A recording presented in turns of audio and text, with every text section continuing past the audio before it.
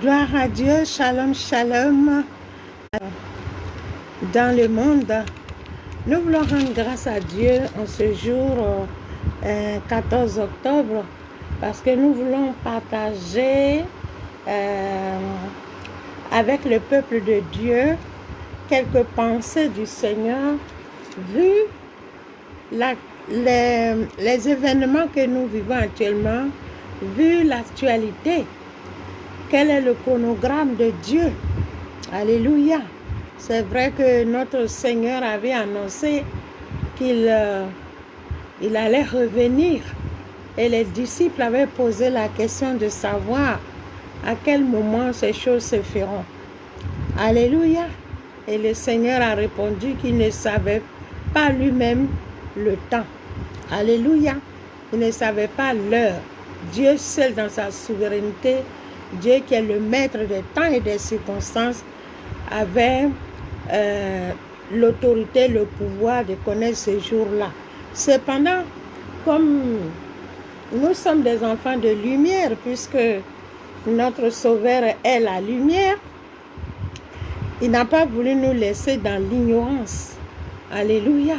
Donc il a donné quelques signes précurseurs par lesquels ceux qui sont du royaume seraient éveillés pour se préparer à la rencontre de notre Sauveur. Aussi, je voulais partager aujourd'hui quelques textes avec vous. Il y a plusieurs textes. Il y a aussi une description qu'on pourrait faire de ces textes-là. Mais pour l'heure, je vais simplement lire avec vous ces textes-là pour que nous soyons tous éveillés. C'est vrai, les uns les autres, chacun prie, chacun marche selon les aspirations ou les inspirations qu'il reçoit. Mais n'empêche que nous puissions aussi sonner l'alerte, nous puissions aussi sonner la trompette. Alléluia. Aussi donc à ce culte spécial du 14 là, nous, octobre 2023, nous voulons lire quelques passages. C'est un grand thème que nous allons traiter, mais pas aujourd'hui. Le thème c'est « À quel temps sommes-nous » Voilà. Donc, quand nous aurons abordé ce thème-là, nous allons donner plus de détails. Aujourd'hui, nous ne donnons pas trop de détails, mais nous allons donner les signaux que le Seigneur Yeshua lui-même, notre Rédempteur, avait indiqués à ses disciples pour notre génération. N'oublions pas que le Seigneur avait dit en Jean 17,3 que la vie éternelle, c'est de connaître Dieu, le seul vrai Dieu, l'unique Dieu, le Dieu qui est l'alpha et l'oméga, le Dieu qui s'est révélé à Moïse comme étant celui qui suit. Alléluia, le Dieu invariable. Alléluia, le Dieu éternel. Donc le Seigneur Jésus avait indiqué déjà, premier signal, pour prétendre avoir la vie éternelle, il faut connaître le Créateur, le Dieu Tout-Puissant, le seul vrai Dieu et celui qui l'a envoyé, notre Seigneur Yeshua HaMashiach. Mais comme un Dieu qui est esprit et Dieu qui est dans les cieux et nous qui sommes sur la terre, comment pourrions-nous faire connaissance avec ce Dieu? Comment est-ce qu'on va le connaître? Mais c'est à travers ses commandements, c'est à travers ce qu'il a laissé comme prescription, comme ordonnance, comme commandement. Alléluia.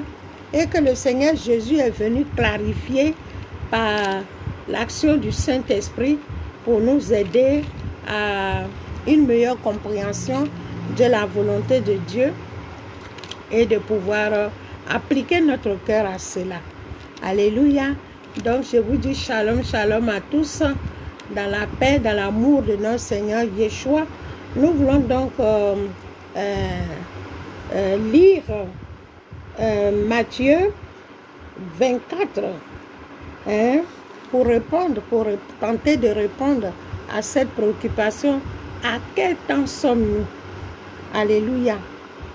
Les fils du royaume, les filles du royaume, le peuple du Dieu vivant qui attend le retour de notre Seigneur Yeshua HaMashiach. À quel temps sommes-nous? Alléluia.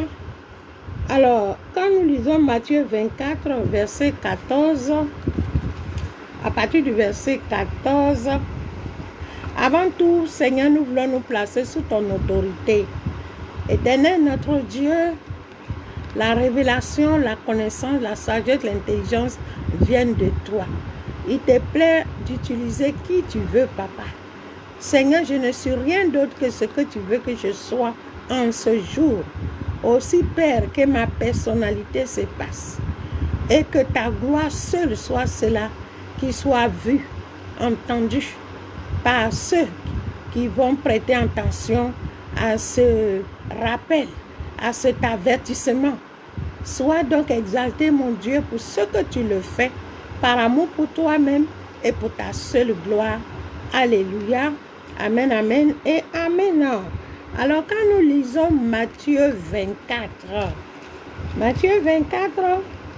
à partir du verset 14, nous lisons à partir du verset 14, il y a d'autres événements que le Seigneur avait annoncés, bon, que je ne vais pas trop rentrer dedans, mais que vous savez déjà, que nous vivons aussi.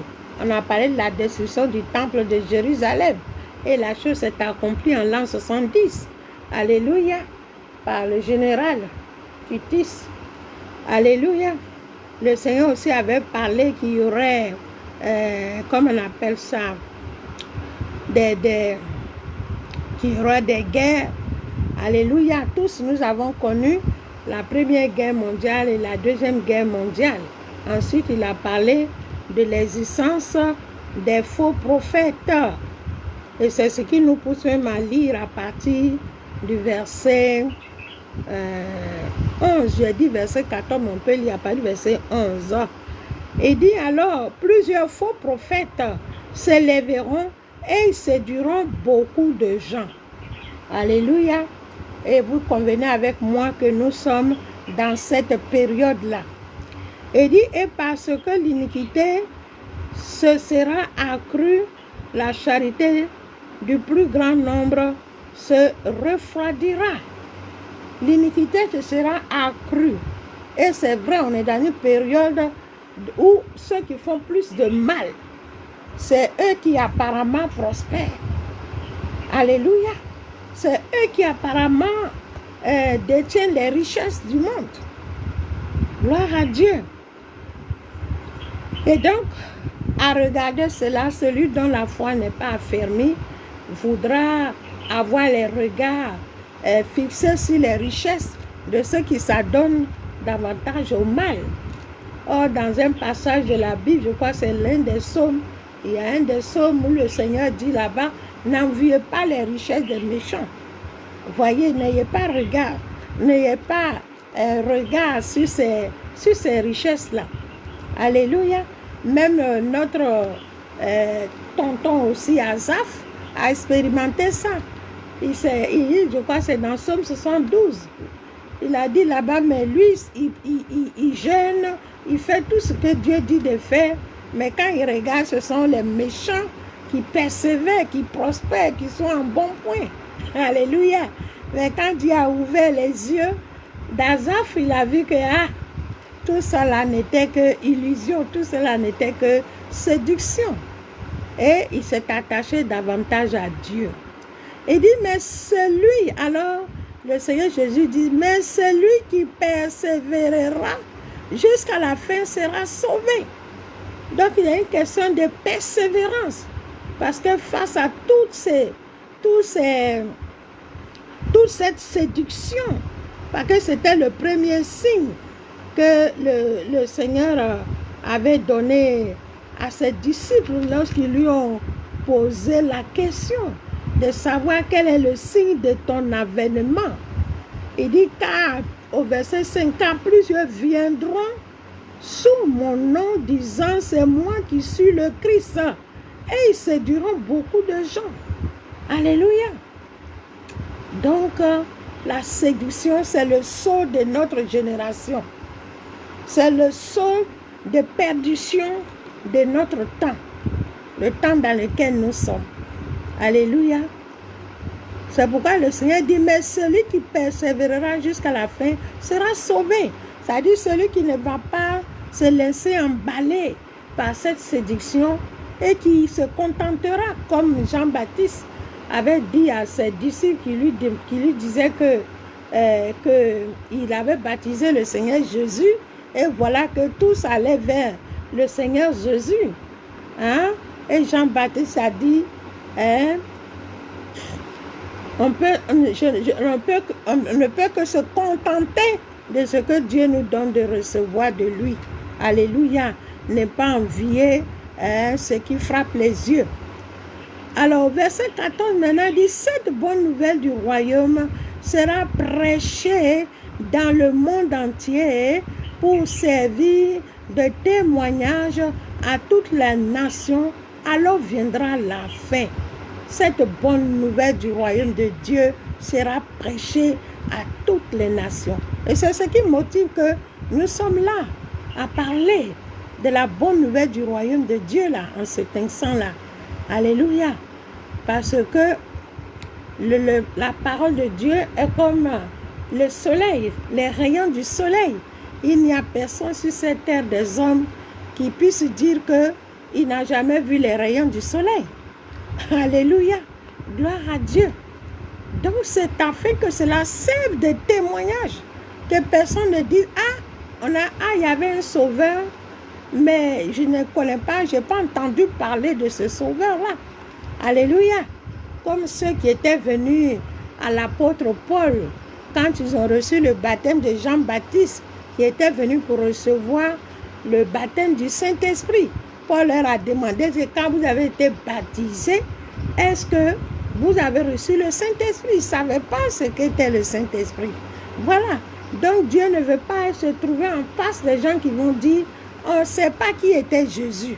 Personne ne nous a parlé de Jésus. C'est pourquoi Dieu utilise tous les supports que l'adversaire de nos âmes met à la disposition de l'humanité pour perdre au maximum un grand nombre de personnes. Donc Dieu permet quand même qu'on utilise les mêmes supports pour apporter la bonne nouvelle du royaume des cieux, afin que ceux qui sont du royaume viennent à Dieu.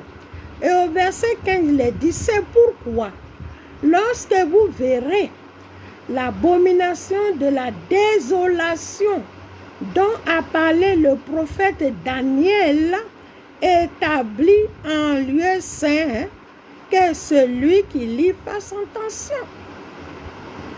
Donc le Seigneur dit quoi? C'est pourquoi lorsque vous verrez l'abomination de la désolation.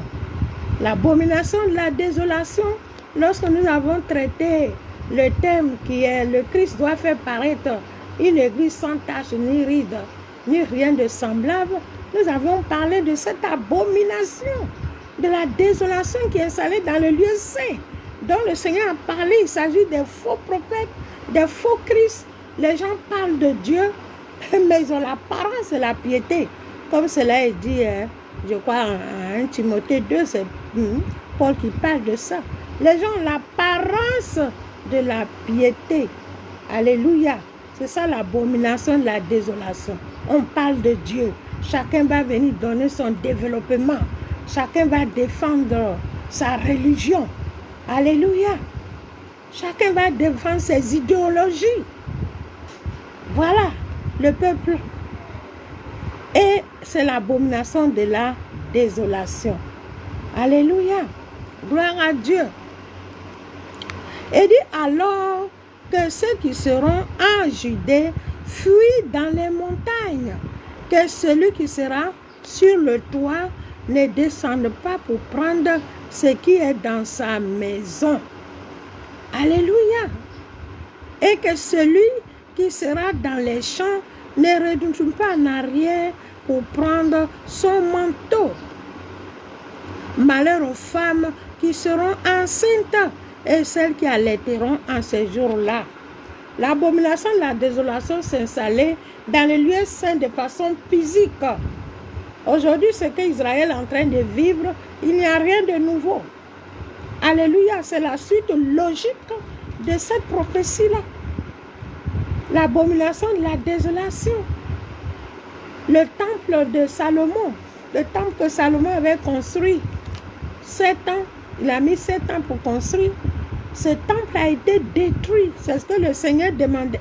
Quand les disciples ont demandé à Jésus, quel est le signe de ton avènement? Premier signe, hein? Il dit, ce temple que vous admirez là, sera détruit, il ne restera pas pierre sur pierre qui tienne debout. Bon, de nos jours, dans le cas de l'abomination, de la désolation, on dit qu'il y a le mur de lamentation à Jérusalem. On nous dit quoi? C'est le mur de Jérusalem. Les gens s'en vont cogner les têtes là-bas. Mais le Seigneur dit quoi? Ce temple-là, il ne restera pas pierre sur pierre. Donc c'est sur quel pied on s'en va cogner la tête chaque fois. Les pèlerins vont, ils défilent, ils cognent la tête, ils baissent les sujets de prière. Oh, ces murs-là sont les Romains qui ont bâti ça. Donc c'est le veau d'or du 21e siècle. C'est le veau d'or de la fin des temps. Chacun va prier, cogner sa tête là-bas. Parce que Salomon avait prié que si ton peuple est dans la désolation, si ton peuple a péché, et que ce peuple vient dans ce temple-là, pour invoquer ton nom, pour te supplier, pour te demander pardon, tu pardonneras à ce peuple. Mais le temple n'est plus. Donc c'est l'adversaire de nos âmes qui a érigé un mur. Comme le veau d'or que le peuple sortit de l'Égypte, parce que Moïse était allé 40 jours devant la présence de Dieu, dans leur impatience, ils ont forcé Aaron, le prophète là, de leur faire veau d'or. Et c'était leur veau d'or qu'ils adoraient. Donc c'est la même chose qu'on est en train de vivre dans notre génération. Alors mes frères, il faut que nous soyons réveillés. Soyez salués, vous qui nous regardez. Soyez bénis. Alléluia, partagez pour que plusieurs entendent cette parole-là. Voyez, il dit c'est pourquoi lorsque vous verrez l'abomination de la désolation dont a parlé le prophète Daniel et établi en lieu saint, que celui qui y fasse attention. Daniel avait annoncé que aussi le temple sera détruit, qu'il y aura cessation des offrandes à Dieu. Et le Seigneur Jésus est venu confirmer ça pour dire oui, effectivement, le temple sera détruit. En lieu plat de ce temple-là, il y a une grande mosquée là-bas. Aucun juif ne peut s'approcher, mais sur l'esplanade, pour prétendre invoquer son Dieu. Alléluia. Donc ces choses, nous sommes en train de vivre cela. Il dit alors que celui qui sera sur le toit ne descendra pas pour prendre ce qui est dans sa maison. Oui, donc les Romains ont envahi Jérusalem. Ils ont envahi la terre sainte. Et les Juifs ont été dispersés pendant près de 19 siècles sur toute la surface de la terre. Ils ont été dispersés à travers les nations. Alléluia. Cette prophétie du Seigneur Jésus a été accomplie. Ce que je voulais indiquer, c'est qu'il y a deux types de prophéties dans la Bible. Il y a les prophéties qui concernent l'avènement de notre Seigneur Jésus. Alléluia, Dieu a utilisé des prophètes pour annoncer cela. Moïse, Jérémie, Amos, tous ces prophètes-là. Maintenant, Jésus lui-même, donc, quand Jésus est venu, tout ce qu'on a dit sur lui a été accompli par sa mort et sa résurrection. Alléluia. Et maintenant, lui-même, il a fait ses propres prophéties. Et ce sont ces prophéties que nous sommes en train de vivre pour que nous ayons des yeux spirituels, nous ayons des oreilles spirituelles pour comprendre le temps dans lequel nous sommes. Alléluia. On lit au verset 17, il dit que celui qui sera sur le toit ne descend pas pour prendre ce qui est dans sa maison. Et que celui qui sera dans les champs ne retourne pas en arrière pour prendre son manteau. Malheur aux femmes qui seront enceintes et à celles qui allaitent en ces jours-là. Cette prophétie s'est accomplie. Alléluia. Depuis l'an 70. Alléluia. Le peuple a été dispersé. Le peuple juif a été dispersé à travers le monde entier. Alléluia. Et c'est le 14 mai 1948, alléluia, qu'Israël est revenu sur la terre promise. Alléluia. Puisque Dieu avait promis à Abraham le territoire qu'il allait donner à la descendante qui allait sortir de ses entrailles. Et cela a été confirmé à Moïse, à Josué, tout ça. Mais comme le peuple n'est pas resté dans la volonté de Dieu, Dieu a permis que ces choses leur arrivent. Puisque quand le Seigneur Jésus est venu, ils ont dit qu'il faut que le sang de Jésus, qu'il fallait que les Romains puissent crucifier le Seigneur Jésus et que son sang tombe sur eux. Alléluia. Et c'est ce qui est arrivé. Donc Dieu a permis qu'Israël soit dispersé à travers le monde entier, que les femmes soient éventrées, les femmes qui étaient enceintes, qui allaitaient, qu'on puisse tuer leurs enfants. Ils ont fui, les réchés qui ont réchappé ont pu fuir dans les territoires. Alléluia. Mais on a vu que ce peuple encore a été maltraité encore quand Hitler s'est levé.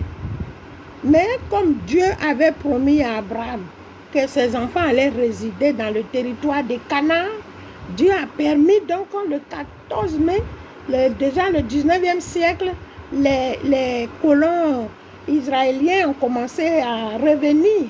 Et le 14 mai 1948, Israël est rentré dans le concert des nations, puisque c'est ce qu'ils avaient demandé à Dieu, à Samuel dans le désert. Vous pouvez lire ça dans Samuel 8 là-bas. Dieu a voulu être le peuple d'Israël, mais Israël dit n'en voulait pas, qu'Israël voulait ressembler aux nations. Les nations que Dieu avait châtiées pour les délivrer, il dit voulait ressembler à ces nations. Ok, donc quand ils sont revenus, le 14 mai là, ils ont dit quoi? Nous aussi on veut être comme tous les peuples modernes. Donc Israël est rentré dans le concert des nations. Alléluia. Et alors, le Seigneur dit au verset 20, priez pour que votre fuite n'arrive pas en hiver, ni un jour de Shabbat. Vous voyez cette parole encore comment cette parole est puissante.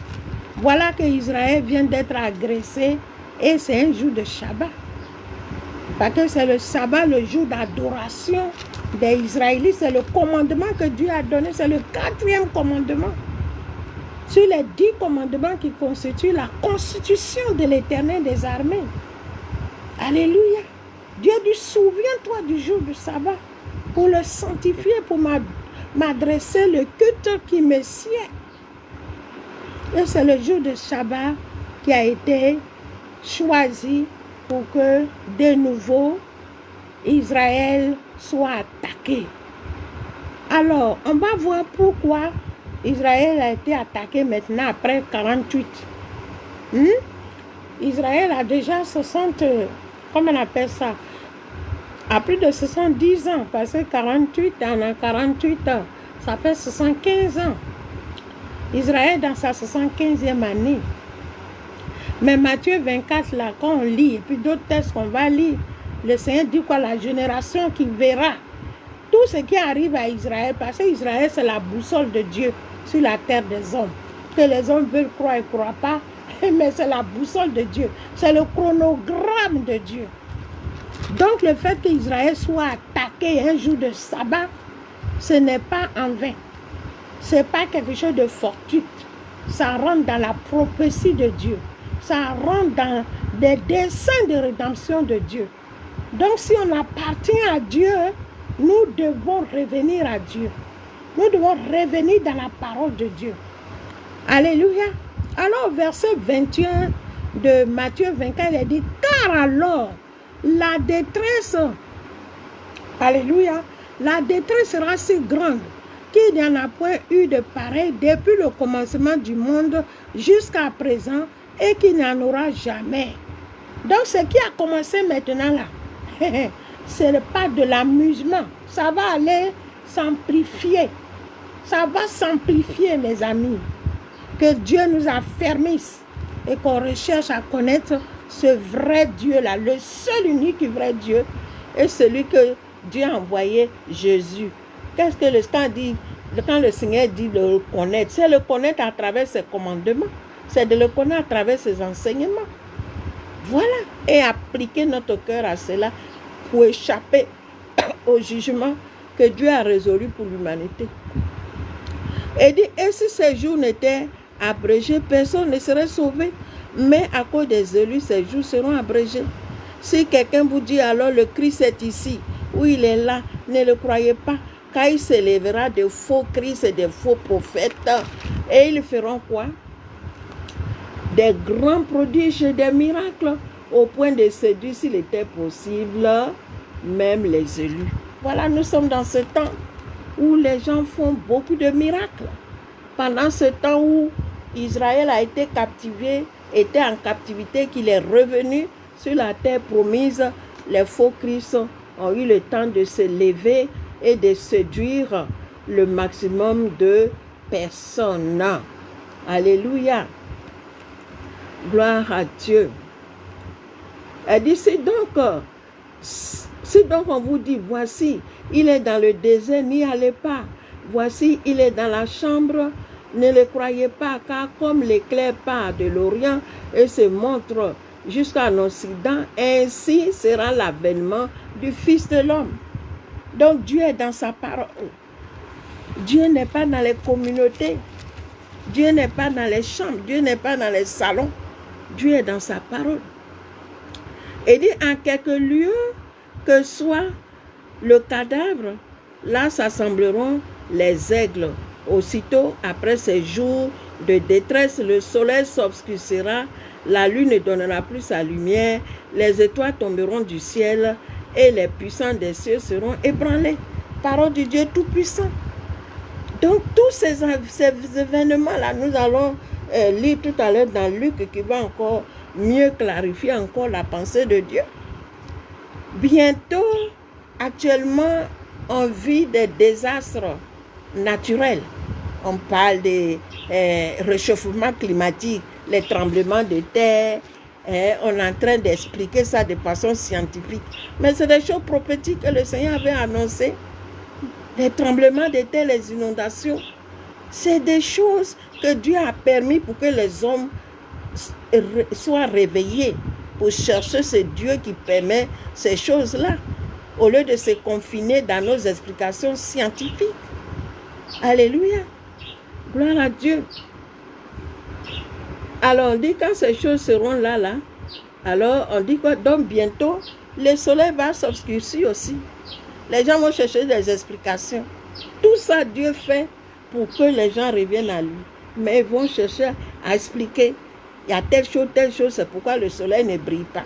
Ok. Donc, soyons réveillés, mes chers amis. Alléluia.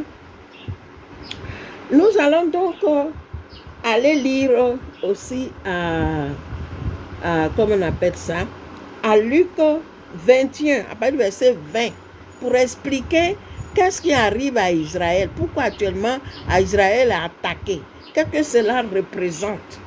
Alléluia, pour notre génération.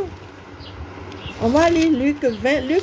Luc c'était un médecin, c'est aussi un scientifique, mais il ne s'est pas contenté de sa connaissance scientifique. Il a cherché à connaître qui est ce Dieu et celui qu'il a envoyé, Jésus-Christ. Et il a confirmé dans ses recherches que tout ce qui était dit là, c'est la vérité. Alors, donc on va voir ce que ça représente Israël qui a assiégé maintenant. On voit que même les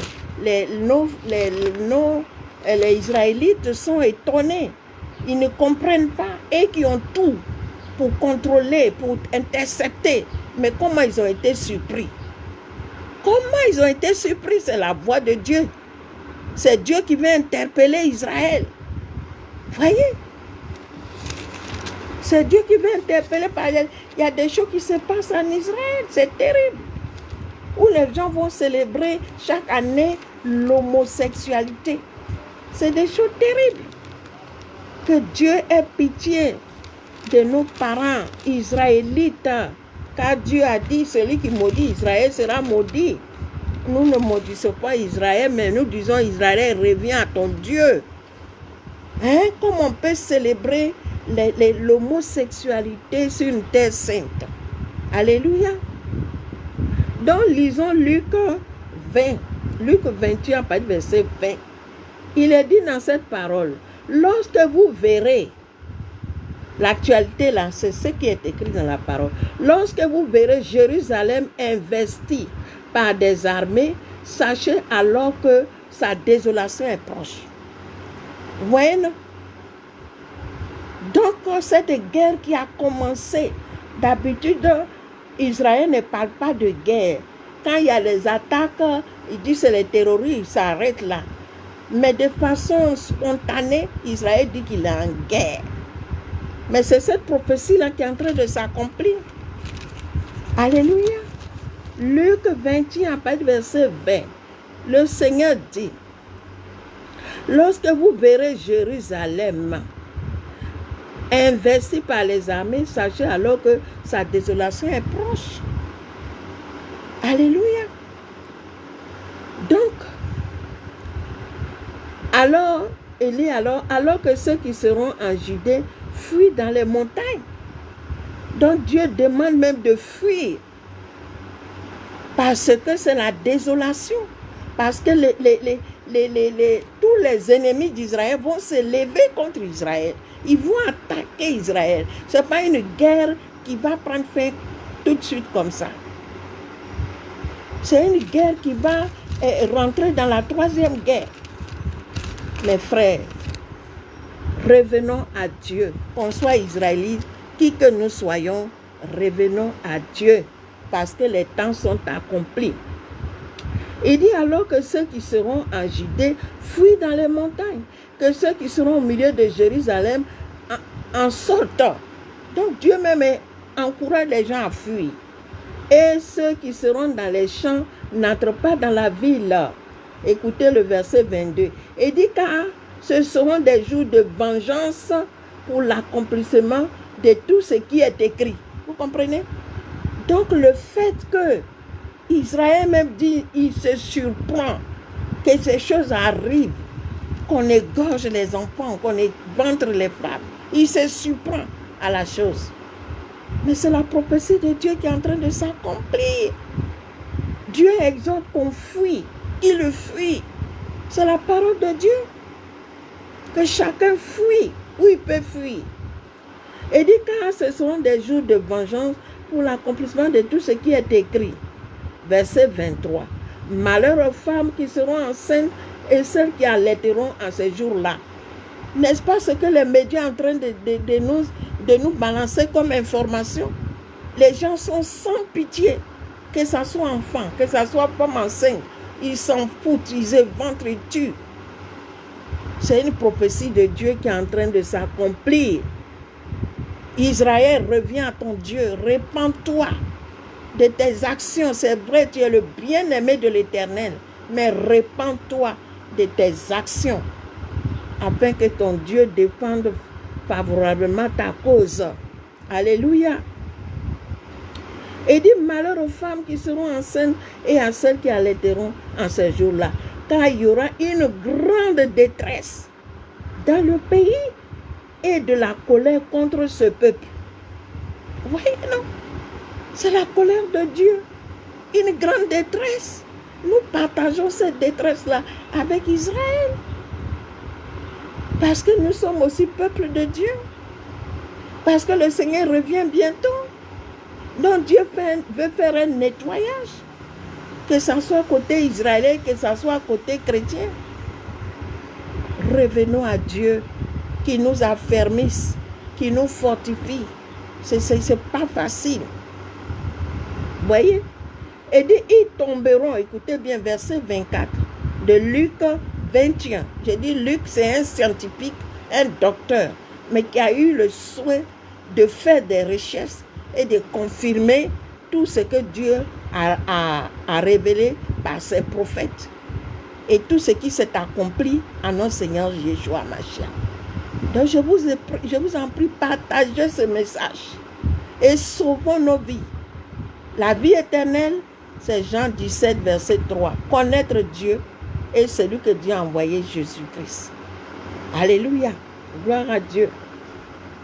Et ils tomberont sous le tranchant de l'épée. Ils seront amenés captifs parmi toutes les nations. Et Jérusalem sera foulée aux pieds. Écoutez bien. Jérusalem sera foulée aux pieds par les nations jusqu'à ce que les temps des nations soient accomplis. Or, nous sommes dans l'accomplissement des temps des nations. Daniel avait eu la révélation. Daniel a eu la révélation que c'était 62 semaines. Alléluia. Dans des temps difficiles, le Seigneur avait dit ça à Daniel. Que tout chose allait être rétabli, mais dans des temps difficiles. Au cours de 62 semaines. Parce qu'il reste encore 7 semaines. Mais pour l'heure, les temps des nations sont accomplis. Parce que les nations se sont levées en 1945 à la fin des 2 guerres mondiales. Et aujourd'hui, les temps des nations, ça fait 75 ans.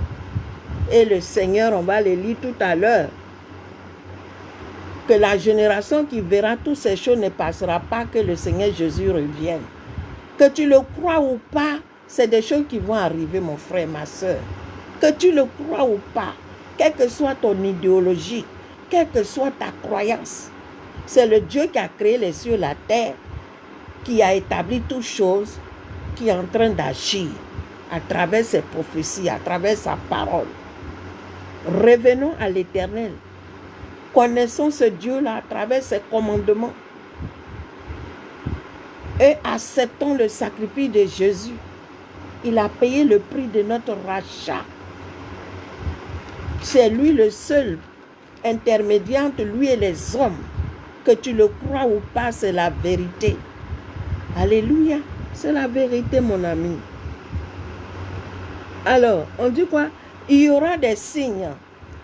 Il y aura des signes dans le soleil, dans la lune, dans les étoiles. Donc, après ce temps-là, où Jérusalem a siégé, où il va avoir là, qui va entraîner la 3e guerre mondiale. Parce que les armées vont venir. Les armées vont combattre. Les nations vont s'affronter. Ceux qui supportent Israël, et puis les autres qui supportent les autres, qui tuent, qui égorgent là. Ça va se faire. Ce n'est pas une affaire d'un homme, c'est la volonté de Dieu. C'est pour dire que Dieu, le temps qu'il a fixé à l'humanité, est en train de tendre vers sa fin. Alléluia. Soyez bénis. On dit maintenant, qu'est-ce qui va se passer au verset 25?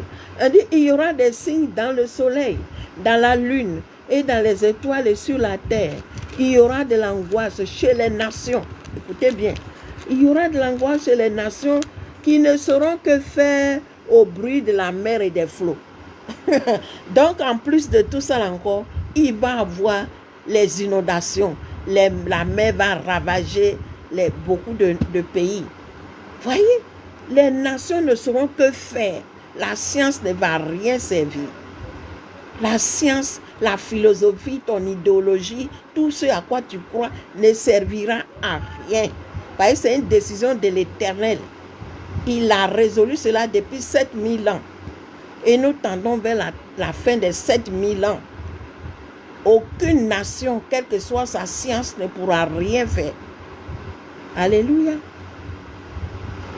Et dit quoi? Les hommes rendant l'âme, écoutez bien, les hommes rendront l'âme de terreur dans l'attente de ce qui surviendra pour la terre, car les puissances des cieux seront ébranlées. Vous voyez, non?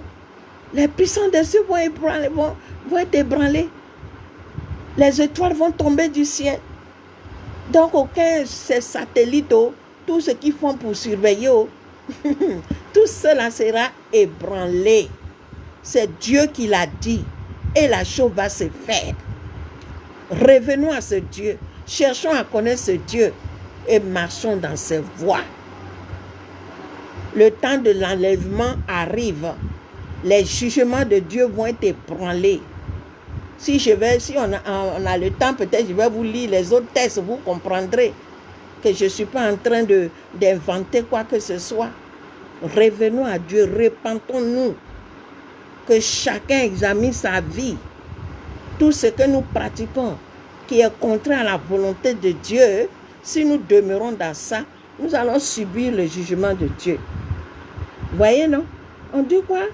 Quand les puissants des cieux seront ébranlés, alors, écoutez bien, donc le retour de Jésus, alors on verra le Fils de l'homme venant sur une nuée avec puissance et une grande gloire. Donc c'est quoi? Je dis que tu crois pas? Quand Jésus va apparaître dans les cieux, cette fois-ci, il va venir dans sa gloire. Ce n'est pas le petit enfant, on a dit, il est né dans une crèche, ceci, cela. Ce n'est pas celui qu'on dit, on a crucifié, et puis il n'a rien dit, Père, pardonne-les. Mais lui vient dans sa gloire maintenant.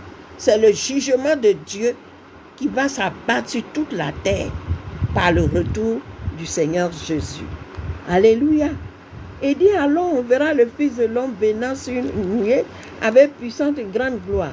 Quand ces choses commenceront à arriver, c'est-à-dire tout ce qu'on vient d'énumérer là, quand ça va commencer à arriver, écoutez ce que Dieu dit. Il dit, redressez-vous et levez vos têtes parce que votre délivrance approche.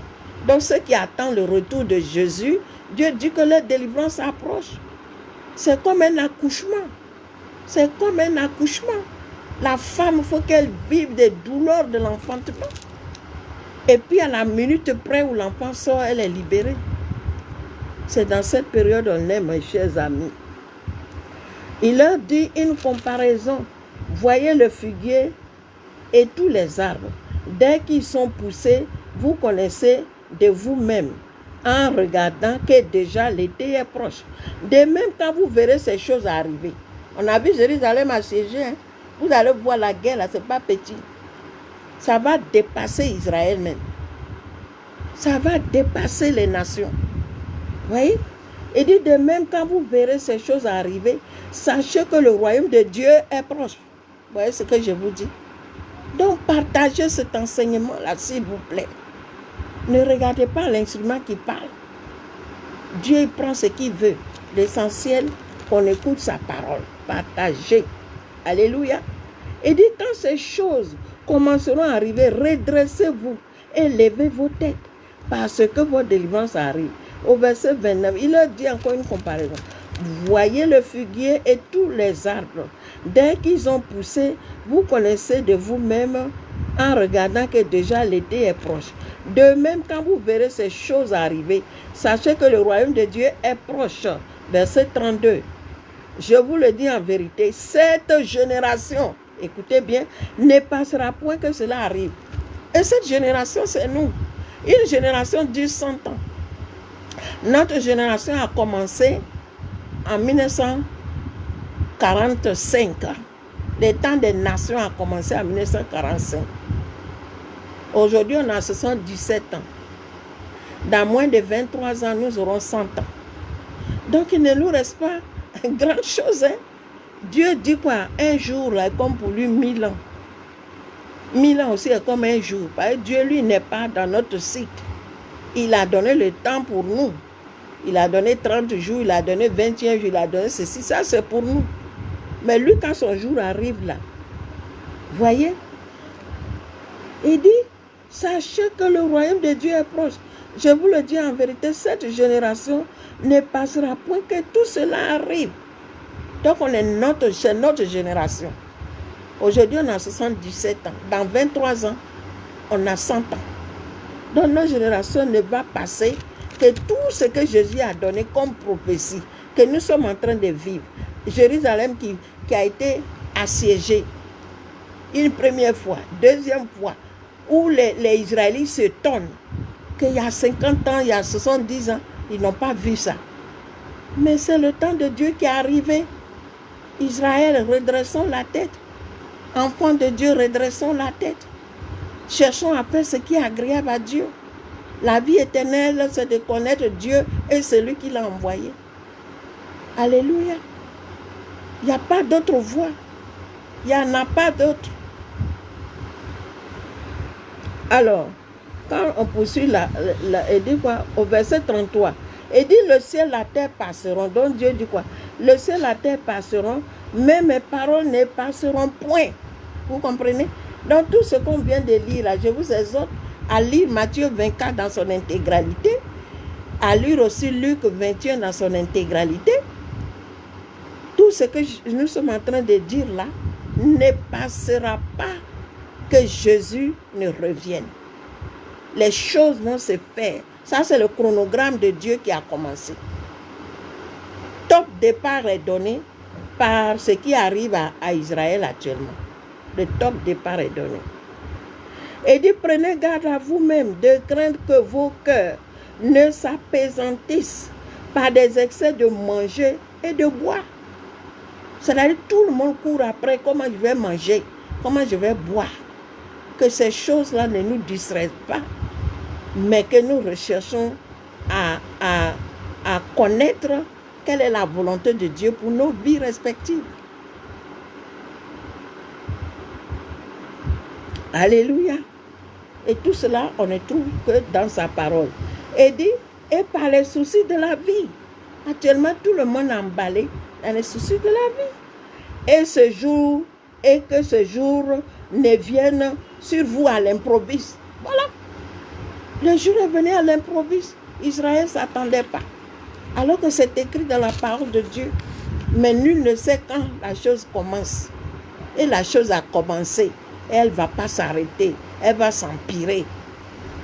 Parce que tous les ennemis d'Israël vont se lever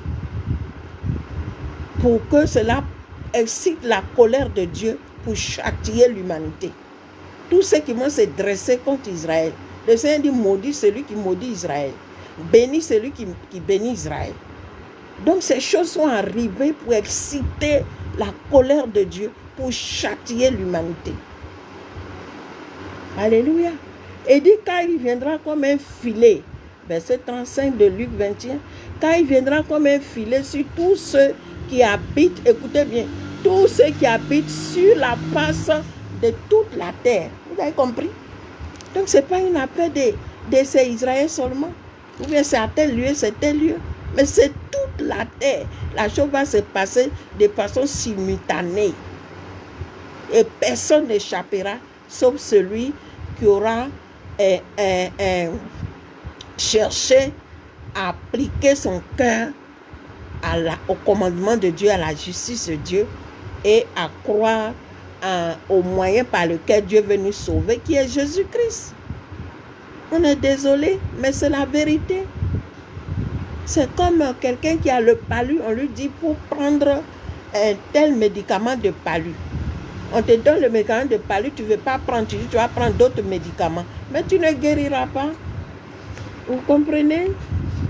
Et dit, veillez donc et priez en tout temps, afin que vous ayez la force d'échapper à toutes ces choses. Vous comprenez, non? Qui arriveront et de paraître debout devant le Fils de l'homme. Et de paraître debout. Alléluia. Alors, comment on va paraître debout? C'est cette deuxième partie que nous allons voir maintenant. Comment on va paraître debout? Gloire à Dieu. C'est mon joyeux service d'offrir à Yeshua un vivant sacrifice, mon corps et mon esprit. Accepte mon offrande, bien-aimé Fils de Dieu, et que sur moi descende la flamme du salut. Alléluia. Donc ça c'est la première partie. Nous allons voir maintenant la deuxième partie, mais d'une deuxième vidéo. Alléluia. Soyez bénis que cette parole-là puisse sanctifier les cœurs des uns des autres et que tous nous ayons la crainte de Dieu pour revenir à la justice de Dieu, pour revenir à la volonté de Dieu, pour revenir à ce qui glorifie Dieu. Alléluia. Soyez donc bénis. Donc je vous reviens dans deuxième vidéo. Ne partez pas, tous ceux qui nous suivent, ne partez pas. On vous revient dans la deuxième vidéo.